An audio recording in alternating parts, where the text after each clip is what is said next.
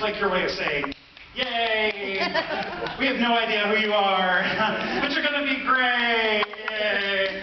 It's really nice. It's very trusting. It's very kind. And quite frankly, I don't need the pressure. All right? I mean, seriously, I've got bits and gags and crap just crashing around up here, and it's all I can. Here, I've got an idea. I'm going to sit over there, and you're going to talk amongst yourselves for 15 minutes, and then we're all going to move on with our lives. All right, you guys have been a great crowd all night, and I feel I can share something personal with you. Is that okay with you? Yes. I'm doing it anyway. I have a Yahoo email. Oh yeah, I said it. That means I have a Yahoo homepage on my computer, therefore I get 95% of my daily mail from Yahoo News. And as many of you know, that's a good thing because they only cover the really important stories. Because if Justin Bieber gets a new haircut, god damn it, I need to know. Seriously, I saw, I'm not making this up, I saw a headline a couple of weeks ago. It said, rescued raccoon thinks it's a dog. That's some kind of slow news day is what that is. I mean, seriously, was Trump not doing anything that day? Because they will cover the hell out of that asshole. It doesn't matter what he's doing if he's doing nothing. I just click on it any moment. It'll be like Donald Trump scratches nuts in Connecticut. I mean, click here for photos, and you click, and there are like pictures of him scratching his nuts, not scratching his, reaching over, scratching Pence's nuts. Every single day. Oh, I saw another one on there where it said Khloe Kardashian. Khloe Kardashian apologizes in the press for photoshopping her legs again. Now, two questions enter my mind. First of all, who the hell is Khloe Kardashian? Seriously, I don't know this is like a new one. I don't know what's going on with these damn Kardashians. It's like they create them in a basement lab and then spring them on the rest of the world like crystal meth, you know? The crystal meth has done more for society. and the other thing is this. It's like, what is wrong with photoshopping your legs? I don't leave the house without Photoshop. I'm entirely Photoshopped right now. My butt, the lines in my face, my legs, everything is complete. Take out your cell phone now and take my picture, and you'll be like, damn, that's a handsome dude. You'll look at it tomorrow and be like, I didn't realize he was so tall, you know? That's Photoshop, bitches. I wanted to look good for you guys. I am not wearing a new shirt. I hate wearing new shirts. I hate it because I always forget to take off the damn stickers. Ladies, is this the same for you as it is for us? I hate it. And they put the men's pants sticker. I don't know. I always forget one, you know, and there's no worse feeling than realizing you've walked around all day with extra large stuck to one nipple. That's always fun. That's always a damn blast, you know. But I am wearing, for you, Charlotte, I am wearing my skinny jeans. Oh yeah, drink it in, Charlotte. Mm-hmm. Yeah. If these pants were any tighter, I would have to charge you more. I swear to God. I mean, really. I mean, they look okay, but I don't know a lot about skinny jeans, but I do know this from my experience. If nothing is skinny but your jeans, you're in for some trouble. I have to lie down to get these things on. I mean, they look good, but my sperm count is rapidly dying right in front of your very eyes. Oh my God, seriously. And the pockets are virtually worthless. I mean, I can sort of get my car keys in one side. If I fart, my cell phone dials somebody. It's awful. Talk about butt dialing, right? That's good. We got like 3 minutes in before the first groan, so thank you. If somebody's butt actually did call you, what would you say? It'd be like, what's up, asshole? Oh God, nobody ever laughs at that. Thank you. I love you all. Oh my God. Yes, that's great. Okay, so, all right, so here's the idea. Now they have a pocket, they make jeans with a cell phone pocket. Have you seen these? They built into the jeans. And it made me think back in the 90s, I don't know if you remember this, but they had jeans with a built-in condom pocket. Do you remember this? And I think we should bring that back. That's a missed opportunity. I'm going to design some jeans, and I'm going to combine the two. So here's the deal. You're going to have a condom pocket for the hookup, right? Then you're going to have the cell phone pocket for the hookup, the condom pocket for the happy time, right? And then right here in the back, there's going to be a pocket that just perfectly fits a 32-ounce bottle of Jack Daniel's Tennessee whiskey, right there, right? We're gonna sell them under the brand name Freaky Tom Jeans. Our slogan is, in our jeans, anytime is a freaky time. This is great. right. And I'm gonna get people you wouldn't normally associate with having a freaky time to wear them in the ads. So we're gonna have people like Oprah. It's gonna be Al Gore.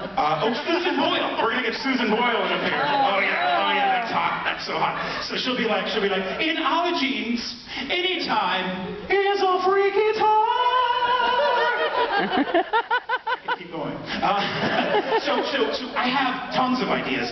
Speaking of condoms, and I will, I have an idea to market condoms. Now, they're just regular condoms. I mean, and they're good product, but there's nothing special about them. What's special is the marketing. I got the idea from that ad about Meow Mix cat food. You guys remember this?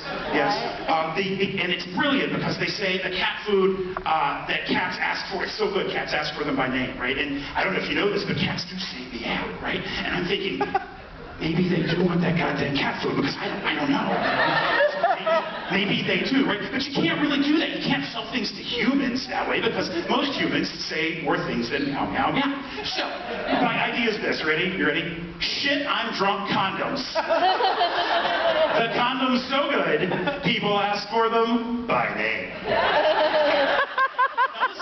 I'm looking for investors, so I'm going to have a little table set up. We can get in on this. We can build a factory right here. We'll paint it on the water tower. You know, Charlotte, North Carolina, home of freaky time jeans, and then on the other side in big letters, shit, I'm drunk. Yeah. Don't say I didn't ask. All right. So I've always dreamed of being on stage here. This theater is fabulous. The McGlohon Theater. This is Spirit freaking Square. It's always been my dream to be up here on this stage, telling fart jokes. Yeah. Woo! Fart. You're cheering fart jokes? Was that a request? Fart!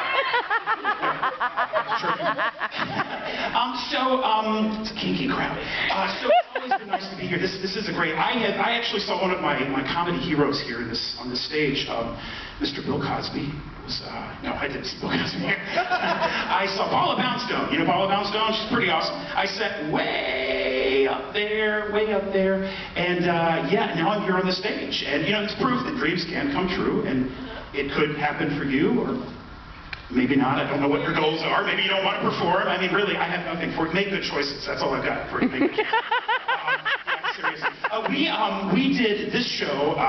Jack and I did a show at Cornelius. And we have any friends from Cornelius here? Okay, good. That's a shithole. That's a shithole, let me tell you what. Actually, it's a beautiful town. I know you've been. It's a lake town. It's a resort town. It's very, very pretty. But the thing is, on Fridays, have you ever driven through there on Fridays? Jeez, it's like it becomes a parking lot. The highway becomes it's just a dead standstill. And I asked a friend of mine why, and she said that the prevailing theory is that people slow down to look at the lake. And after spending a couple of hours on this mother road, I think that's true. And I want to know, who are these people who've never seen water before? I swear to God, they must take the longest showers in the history of time. Like, the whole first hour is just this.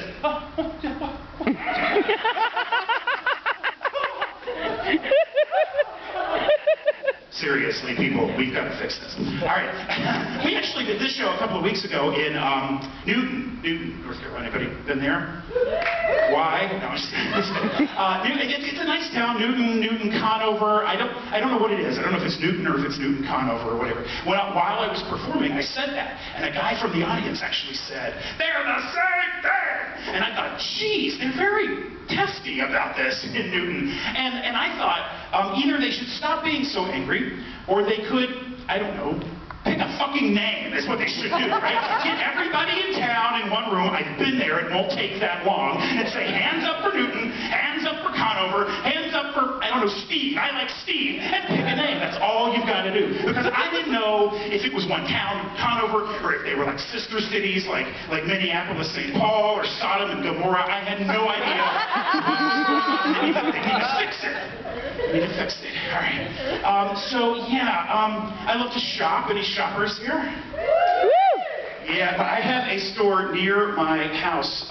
It's a Goodwill outlet. It's not a Goodwill. Is there one here in Charlotte? It's great. They take all of the crap that doesn't sell, right, from the Goodwills in the state, in the area, and they bring them to this one store and pile them in these bins. and you just dig through this crowd. Oh, it's heaven. Oh, it's heaven. It's heaven. Yes, see, some of you are getting hard right now just listening to me talk. And I'm telling you, I swear to God, I was there today. And I found a pair, I don't know how to describe it. It was a pair of panties, ladies, adult women's panties with Hello Kitty all over it. And it made me giggle, right? It was like, what woman, after a long day of work, wants to go home, take off her pants and go, well, hello, kitty. Seriously. That's a picture, isn't it? Speaking of shopping, my other favorite store, because I have this condition, it's poverty, I go to Dollar Tree. Dollar Tree. Any Dollar Tree? Yeah, can I get a witness? Yeah. Tree del Dolare. I was in there and I found this soap, and this is a true story too, and it smelled exactly like the soap that my grandmother used to use. And I bought it, and I took it home, and so now every time I shower, it's like I'm showering with my grandmother. I don't use that soap anymore. But it makes me think of the whole idea of celebrity fragrances, which is really stupid. I mean, it's silly. The idea that we want to smell like a celebrity. I mean, I understand looking, and they set the fashion, but to want to smell like a celebrity is silly. I guess it's okay if it's a celebrity who kind of looks like they might smell nice. Like Beyonce has a fragrance, and Shakira has a fragrance, but some celebrities, I don't think I want to smell like Lady Gaga has a fragrance. And that's going to smell like a co-ed dorm at an art college, and that's not going to be it's going to be pretty quiet. It's true. And then, Bieber. Justin Bieber has a fragrance. It smells like weed and Nestle's Quick. It's lovely. I guess it's all part of the rock and roll groupie lifestyle. Any groupies in the house? Well, thank you. I don't need your pity, Charlotte. They're like, we ain't giving. I experienced recently, this will be my last story, I experienced the rock and roll groupie lifestyle recently, the raucousness of the rock and roll lifestyle at a Josh Groban concert. Do you know who Josh Groban is? Yeah. For those of you who don't know, he is a singer, and he's one of these pop opera crossover guys, and he sings like this every goddamn song like this, and that's what he does. That's how he sings. And I'm not really a fan of his music, but my best friend is, and my mom is, and okay, here's what happened. We decided to get them tickets for Christmas. There was a Groupon. This is what happened. I'm along for the ride, right? And so we go to the Josh Groban concert. I'm not a fan. But man, his fans were out in force, all right? Let me explain. The average Josh Groban fan is female, Caucasian, and 90. All right? There were a lot of old white women at this concert, and let me tell you, they were ready. They were ready for Josh, okay? So they're there, and they're ready for the concert to start, and the concert starts, and it actually was really nice. There was a surprise opening act, and it was a guy I had actually heard of. It's a guy named Eric Hutchinson. You guys know him? He's actually coming to Charlotte in a couple weeks. He sings, if she wanna rock, she rock. If she wanna roll, she roll. That's what he sings out. I don't, but she does. And I was like, oh, this is awesome. I love him. And nobody else had ever fucking heard of him, but it's okay. I loved it. It was great. But let me tell you, first of all, the Josh Groban fans were not having it. They were getting testy. I swear to God. When he got up there, he sang about 5 songs, and then Eric Hutchinson said, well, this next tune's going to be my last one. A lady behind me went, thank God! It was tense. And I don't know if you know this, but Josh Groban fans don't have a collective name. You know how Jimmy Buffett fans are Parrot Heads, Clay Aiken's fans are the Claymates. That's classy. And then, but I would like to propose one. I would like to propose one for them. I don't know if you know this, but female fans of the British actor Benedict Cumberbatch call themselves Cumberbitches. Have you heard this? This is true. I'm not making this up. So I think if he can have that, Groban can have Grobitches. Don't you think? And I mean that, ladies. I don't mean that disrespectful to women. I just think it's fucking fun. So the Grobitches are getting restless. They are ready for Josh to come out. Finally, Josh comes out, okay? They are swinging from the rafters. It's an outdoor show. There's no roof. Still, they were swinging from the rafters. They They were going crazy. And let me tell you this, dude loves ballads.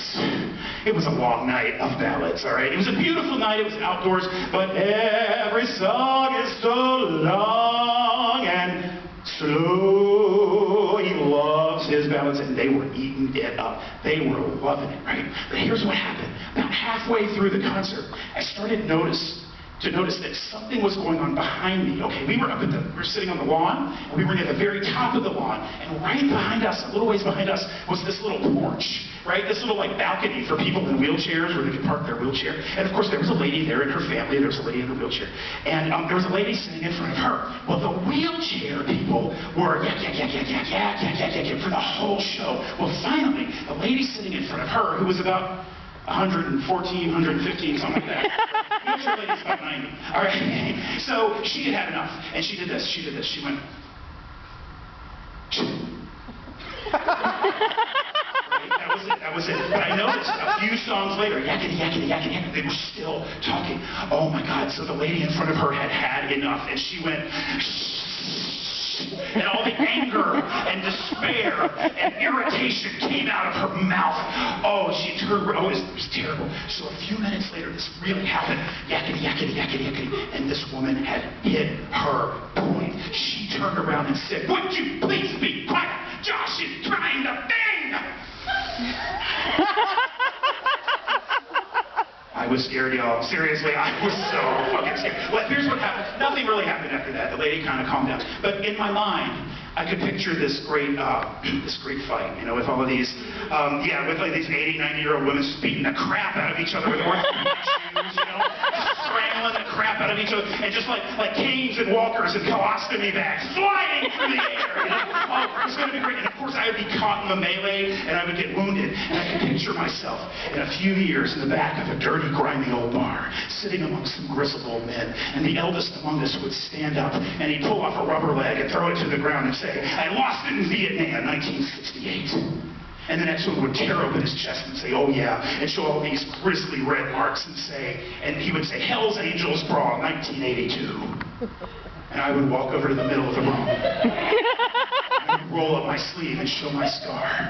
And I would say, 2016, grow bitches. Thank you guys, I appreciate it.